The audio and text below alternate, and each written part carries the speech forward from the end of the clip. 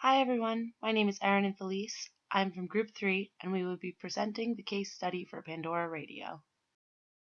Pandora is an internet radio broadcasting system where users are able to select a song, artist, or genre of music that they like, and Pandora creates a radio station that the user would likely prefer based on their first selection. These selections are then further tailored with the use of a thumbs up or thumbs down by the user, and Pandora uses that data to customize the station to each user's preferences. Pandora has a large following with over 16 million registered accounts and just under 2 million daily users.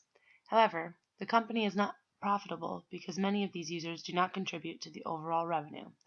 Pandora has maintained some profitability by selling advertisement space that is also customized to the users based on data they retrieved from the user profiles.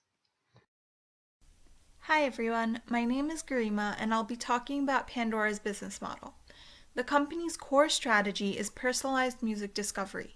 The concept of digital music streaming through a web or smartphone app is a core competency and gave Pandora a first mover advantage in the market. Pandora's basis for differentiation is the Music Genome Project, which is an engine that codifies songs and uses the output to identify musical neighbors as suggestions for users. This technology only needs one song input to start creating a personalized playlist of similar songs, which makes it very easy for new users to get started with Pandora. The staff of coders and analysts who developed this technology and built the app are a huge asset for the company. These employees worked without pay when the company didn't have funds to cover payroll expenses.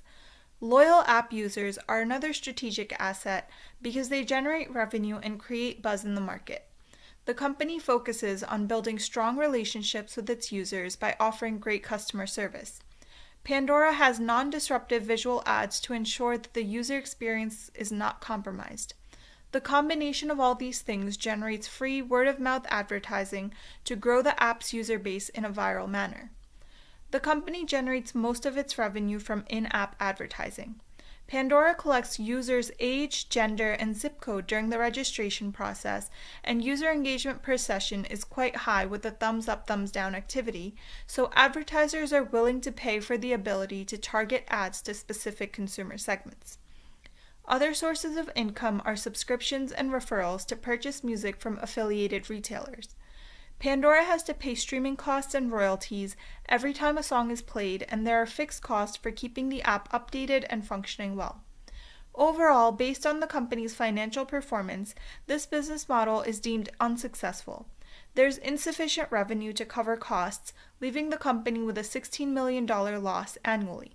To break even, the company needs to add about 4.9 million more daily listeners or generate more revenue per customer.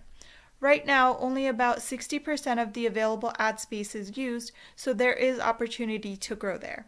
Next, Thomas will cover question 2.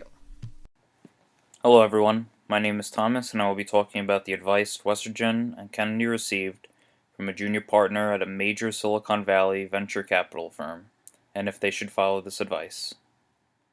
The junior partner stated, "You guys have to get your costs down. You have to break even, no matter what it takes. These users are unprofitable, you have to fire your unprofitable users." These remarks stem from the fact that almost 9% of Pandora's users, which are unprofitable, cost more than the revenue they generate. This advice that was given to Pandora would result in a lot of negative press for the company, as they don't rely on advertising or marketing campaigns or promotions, but word-of-mouth advertising to generate more business. Firing all unprofitable users would hurt Pandora's image and overall business success. Pandora shouldn't follow the junior partner's advice exactly, but should work towards disengaging unprofitable users to leave their business sector. This can be accomplished by raising costs of their subscriptions and offering less freemium services to remove the unprofitable sector of their customer base. This new strategy will work towards ensuring that the profitable users will remain with Pandora and contribute to the business's success for years to come. Utilizing an indirect approach versus a direct approach that the junior partners recommended will solve Pandora's problems of having too many unprofitable users without falling prey to negative press. Next, Jing will cover question 3.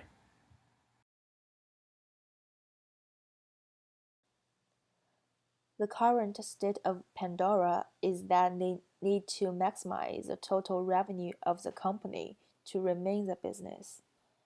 Since the high royalty expense and other threats are making the company unprofitable, so they have to reconsider the business model and ask funding from a venture capital firm.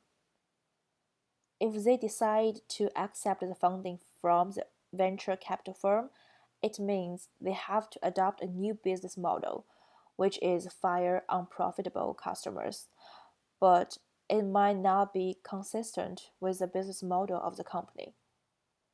For now, I do not suggest Westgreen and Kennedy to get the funding from the venture capital firm, since they still have other options to generate profit.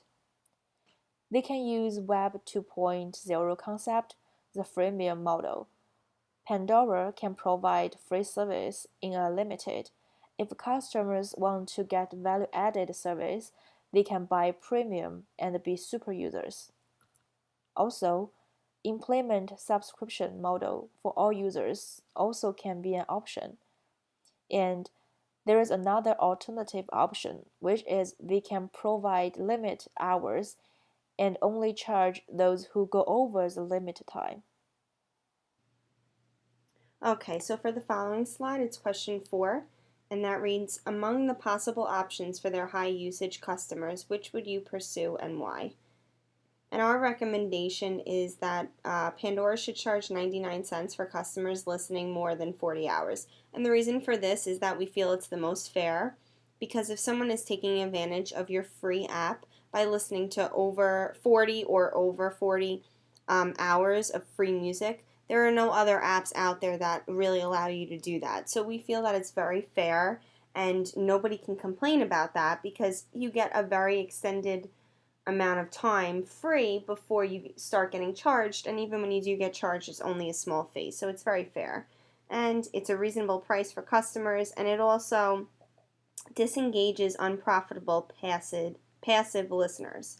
So basically what that means is if somebody is only on there for 20 minutes and Pandora doesn't have an opportunity to get the advertising to them and basically make money off of them, because they do make their money with advertisers, then they want to disengage those listeners and dismiss those listeners. They want to keep up their traffic, but they don't want those types of people spending a lot of time in their app because they're not making money from them. They're just building their brand from them, which building the brand is important, but it's also important to make money. And like I said, you don't want to compromise traffic to the app for advertisers. So that's important because that is where Pandora makes a lot of their money. And finally, no one gets sympathy for paying 99 cents. So no other customers are going to have sympathy if customers are going around complaining they have to pay 99 cents for 40 or more hours of free music. Overall, Pandora's cost structure is too high for the amount of revenue that they are currently generating.